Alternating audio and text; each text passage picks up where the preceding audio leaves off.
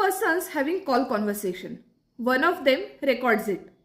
So the question is, such kind of call recording is legal or illegal? In this case, when two persons having a call and one of them records it, then it is completely legal.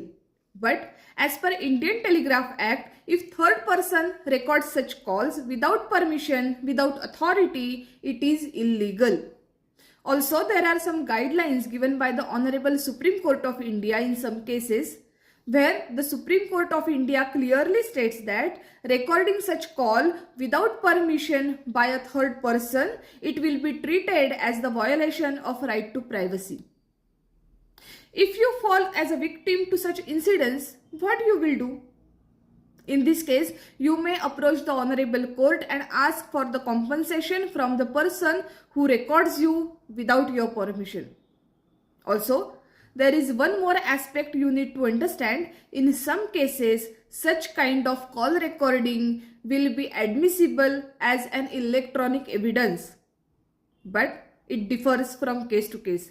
It does not apply to in general to all the cases. So, be aware of law and follow the law. To know more such interesting and informative things, please do like, share and subscribe to my YouTube channel. Thank you.